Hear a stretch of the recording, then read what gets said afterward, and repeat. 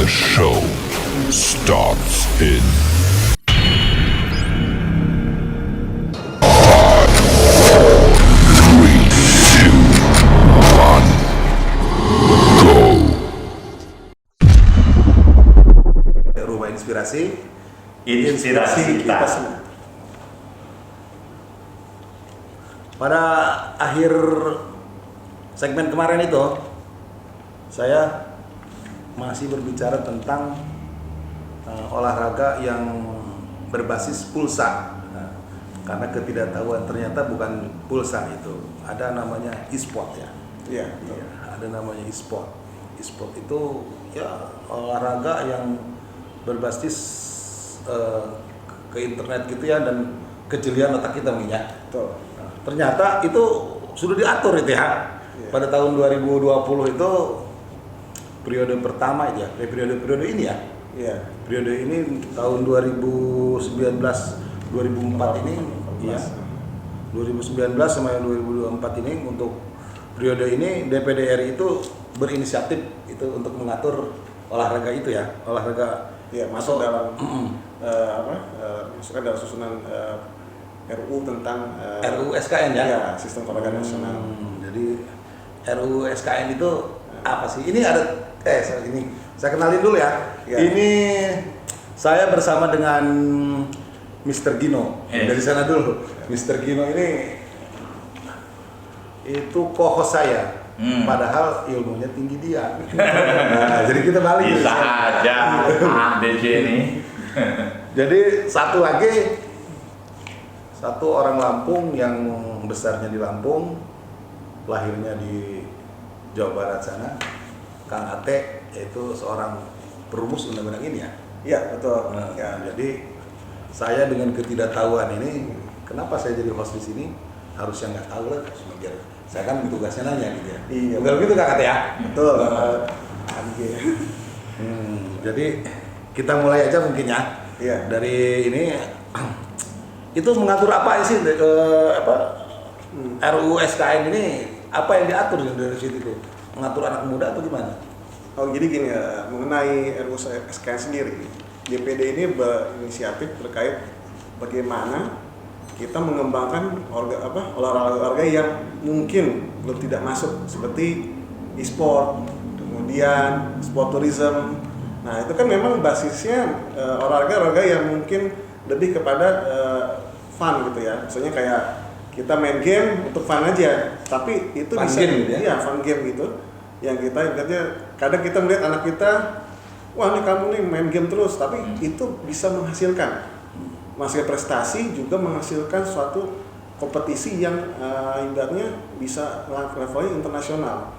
Nah, itu yang dikembangkan di e-sport sendiri. Selain itu juga di RUU SKN ini yang sudah kita inisiasi bersama DPD RI melalui anggota-anggota DPD RI di Lampung ini.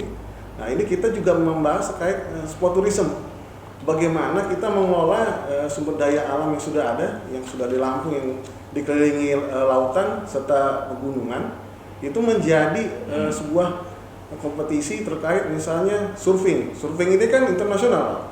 Mungkin ADC pernah lihat di bandara ramenya turis-turis dari luar negeri datang kemana? Pasti ke Tanjung Setia itu. Gede ya? Iya. Bawa Bagaimana tas di situ ada kompetisi yang harusnya pemerintah daerah itu juga, wah ini ajang kompetisi nih. Karena di Bali sendiri, kompetisi surfing itu udah kancahnya internasional. Jadi setiap tahun ada 5-10 event terkait surfing. Nah, itu juga triathlon. Triathlon ini biasa dilakukan oleh di Kepulauan Riau. Ini biasanya atlet nasional datang ke Batam, mereka melakukan kompetisi di sana, termasuk menteri kita nih Sandiaga Uno itu salah penggiat triathlon. Triathlon itu mengkombinasikan antara berenang, lari, sepeda.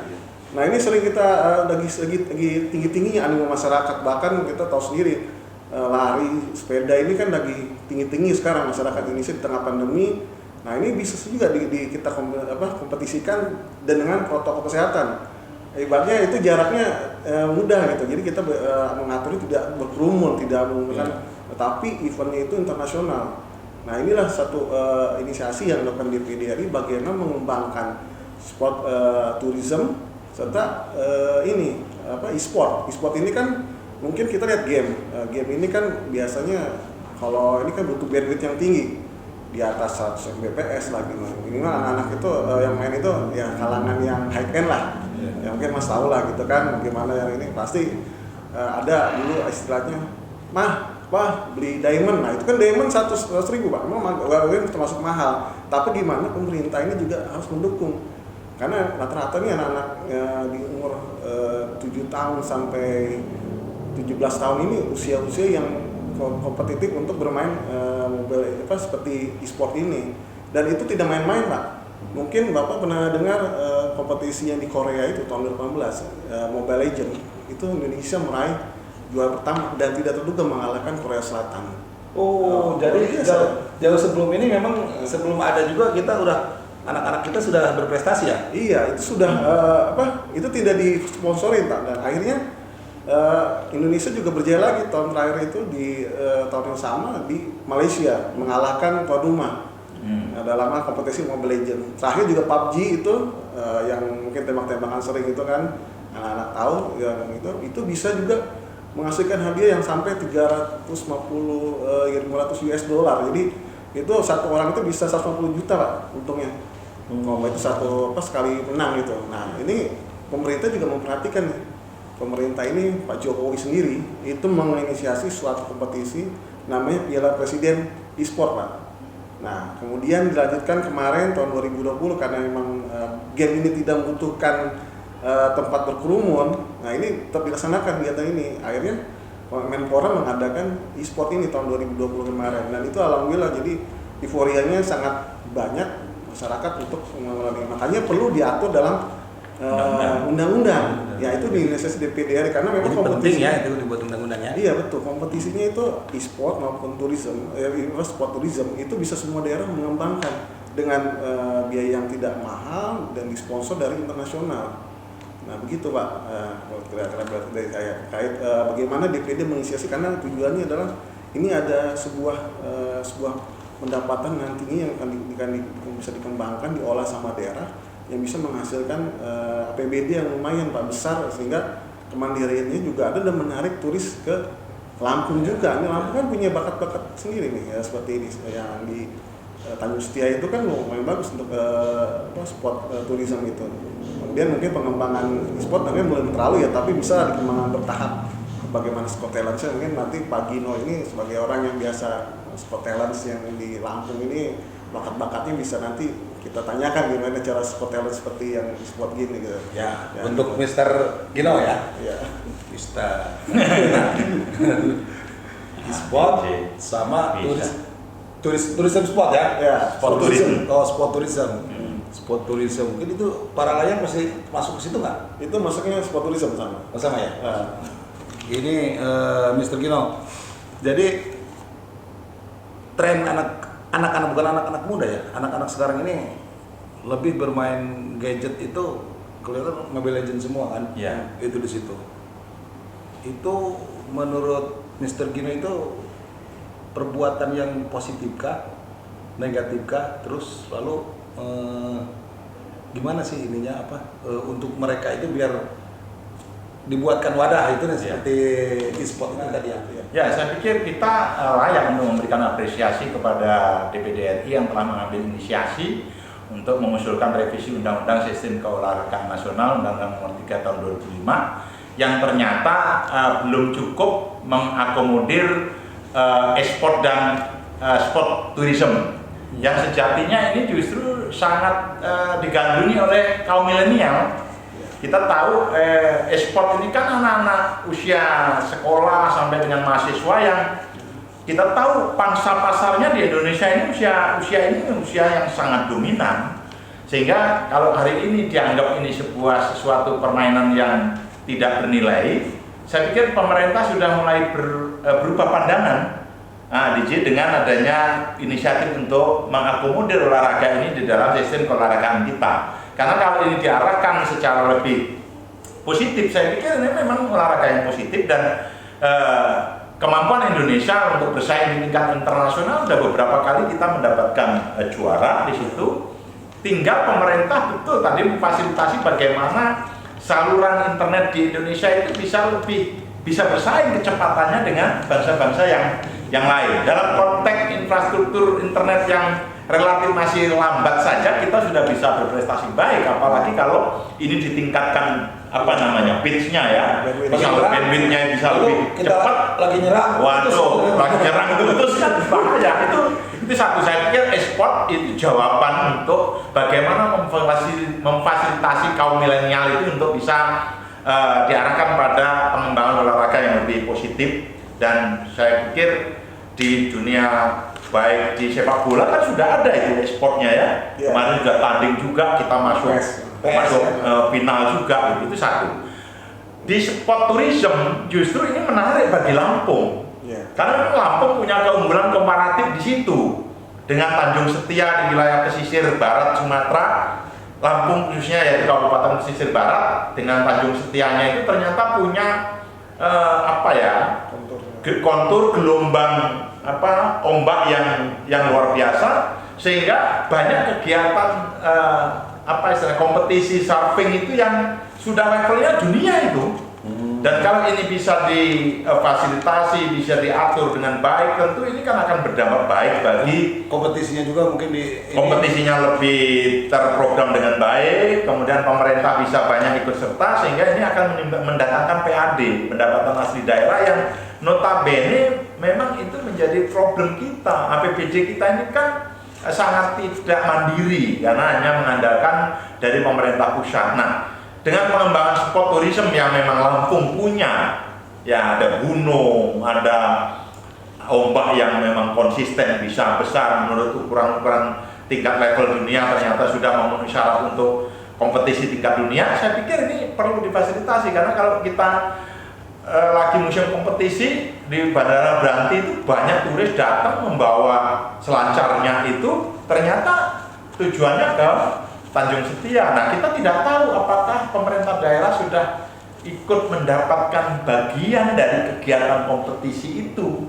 Nah, ini pentingnya aturan, sehingga nanti ini akan berdampak langsung pada ekonomi masyarakat, multiplier efeknya juga sangat tinggi, sehingga nanti akan berdampak pada peningkatan kesejahteraan masyarakat. Saya pikir ini penting karena tidak banyak olahraga yang mampu mendatangkan dampak ekonomi. Kemarin ada Liga 1 tiba-tiba datang ke Lampung, belum dibina secara baik, pemerintah daerah kelihatannya juga agak acuh-acuh aja, ya hilang tahu-tahu. Nah, padahal untuk membangun Liga 1 itu kan tidak mudah gitu. Nah, saya pikir Tanjung Setia dengan surfingnya, dengan potensi yang ada, pengembangan sport tourism itu, nanti ada triathlon kan dari laut pergi ke gunung, dicombine dengan lari. Saya pikir ini potensi yang luar biasa.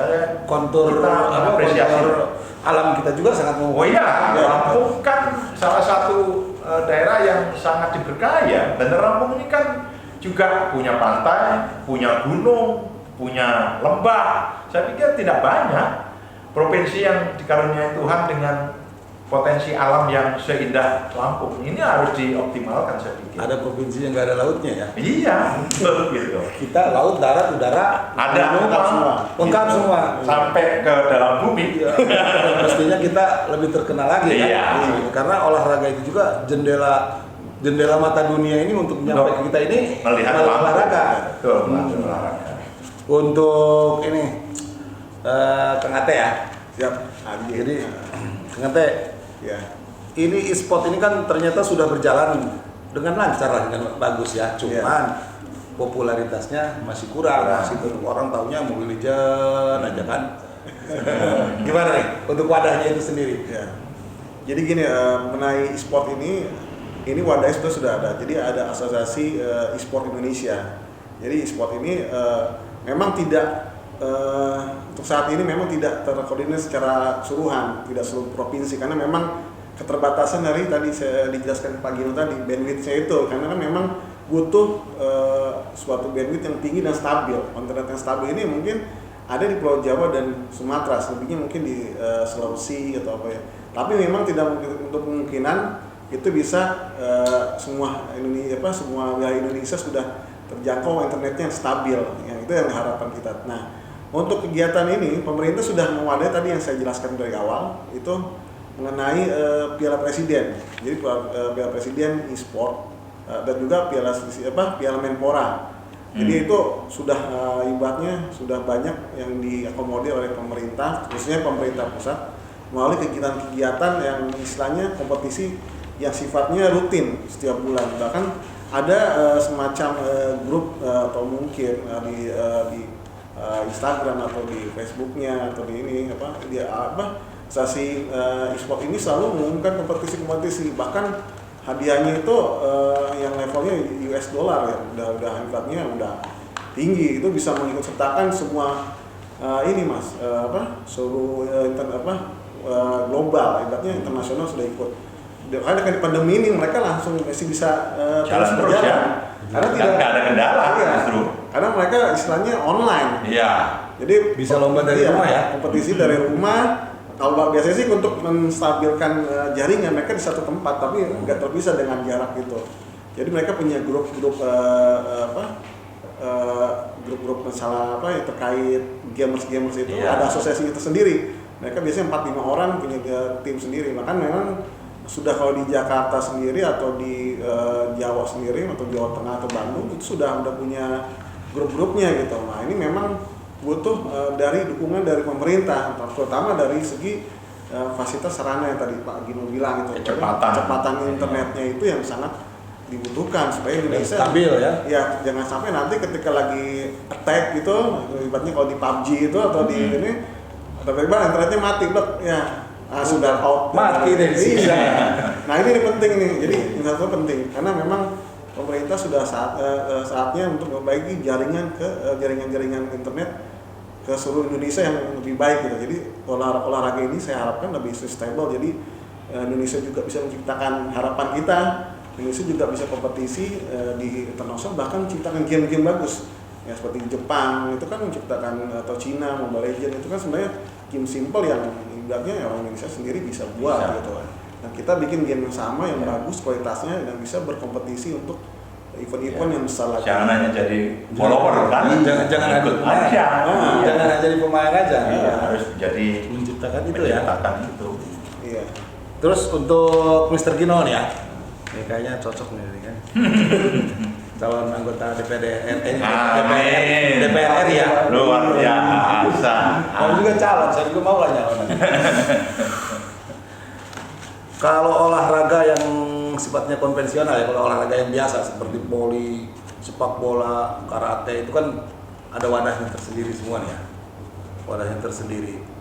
Memungkinkan nggak atau sudah dilaksanakan ini pekan olahraga PON di Papua ini ya. Ada nggak e-sportnya itu ya? Kayaknya kalau saya ngikutin itu masih dalam tahap eksebisi.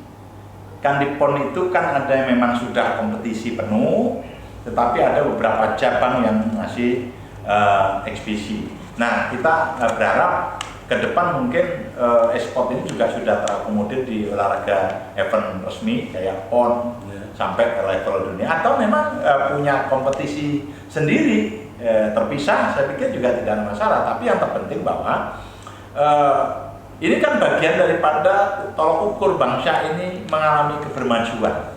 Jangan sampai ketika orang sudah nyampe permainannya pada berbasis e-sport, kita juga masih pakai terompak misalnya gitu. Ini kan juga memalukan juga gitu ya. Saya pikir tugas pemerintah, kita berharap revisi Undang-Undang Sistem Keolahragaan Nasional ini segera bisa diselesaikan oleh lembaga legislatif kita atas usul inisiatif DPD.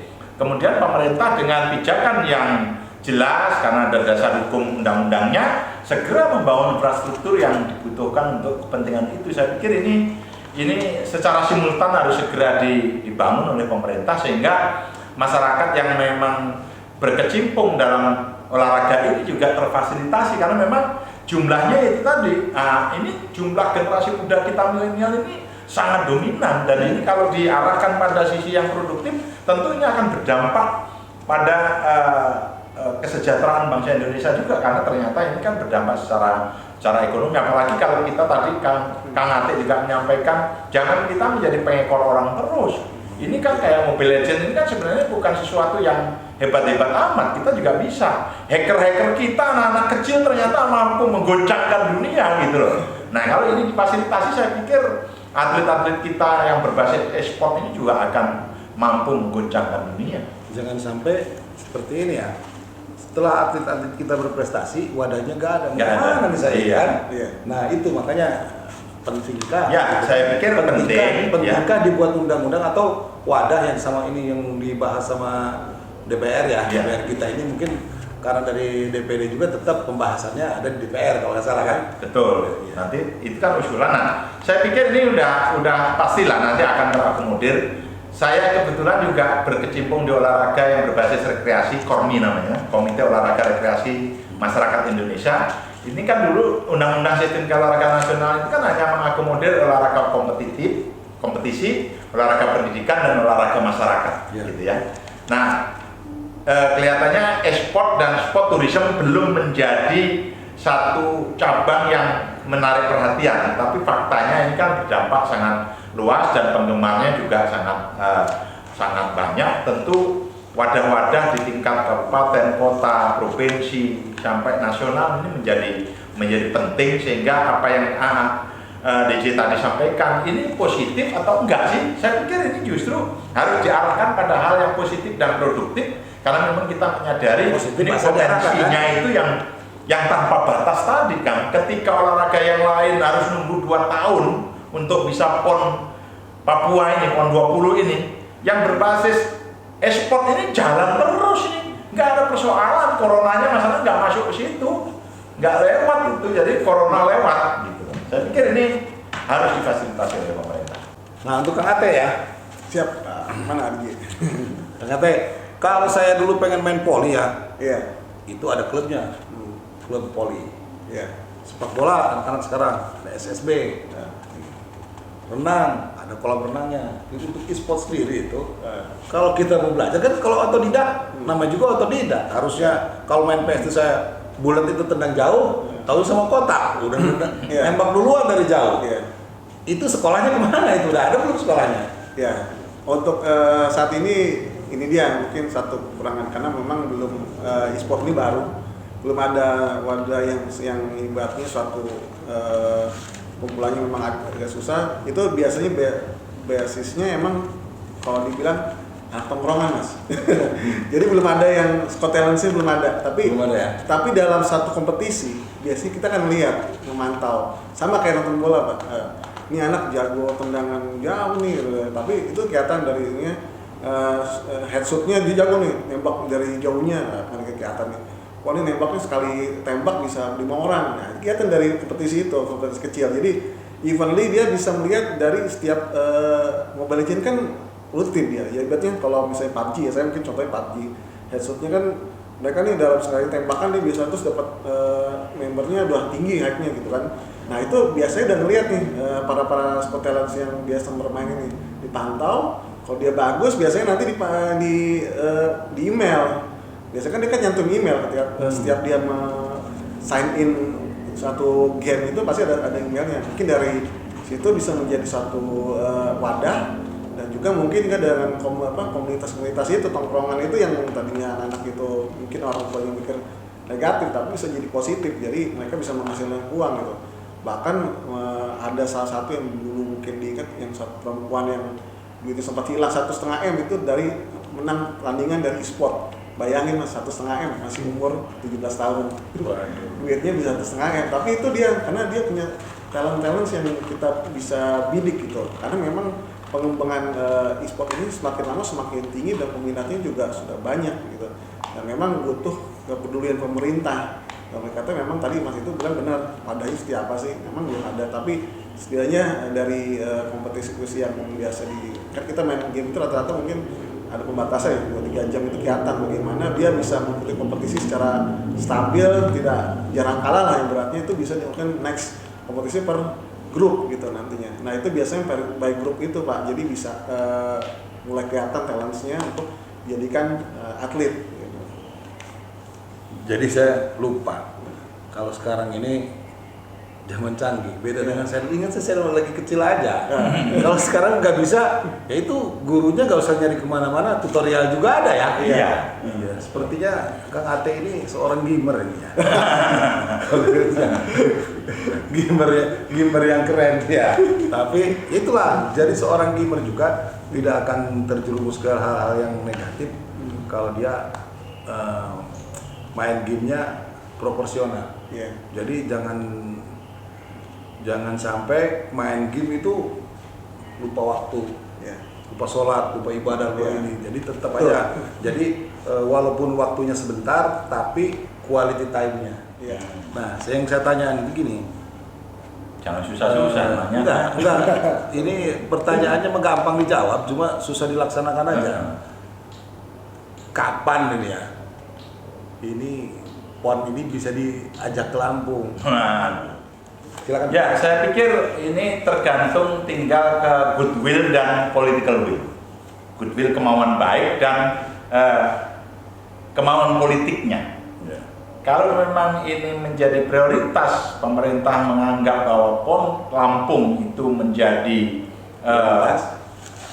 event yang mampu meng-create supaya infrastruktur Lampung, khususnya infrastruktur olahraga itu bisa terbangun dengan lebih baik, saya pikir harus diperjuangkan. Bagaimana Indonesia punya cita-cita, kalau tidak salah 2034 itu menjalankan Piala Dunia. Ya, diawali dengan kemarin sudah hampir menjadi tuan rumah Piala Dunia yang U21 kalau tidak salah, karena ada pandemi gagal. Tapi ini kan sudah satu progres gitu ya. Tadi ADC bilang dulu hanya karena MTI, kita ingat betul ada sepak bola gajahnya itu terbangun BKOR hari ini. Nah, harusnya memang selain Pak Gubernur kita, Arina Junaidi, Provinsi Lampung ini selalu menggelorakan tentang sport center yang akan dibangun satu kawasan dengan wilayah kota baru di wilayah Tanjung Bintang sana, yang katanya luasannya sampai 112 hektar. Saya pikir ini harus segera direalisasikan, dan sudah waktunya kalau memang itu secara simultan PON ditaruh di Lampung.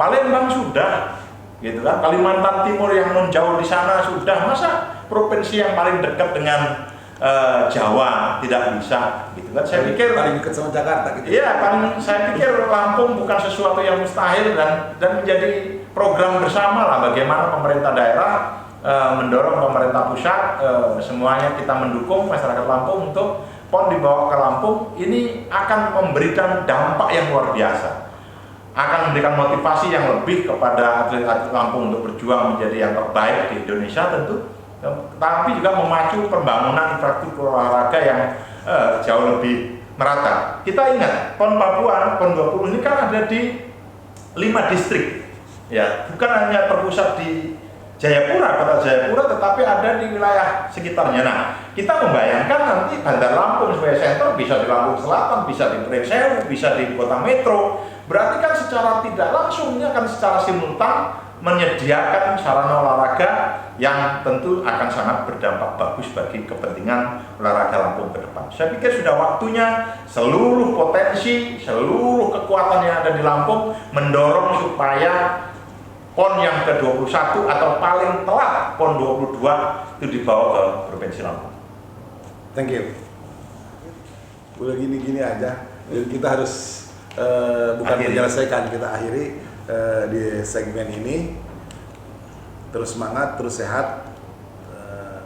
Karena kita di Rumah Inspirasi Inspirasi kita.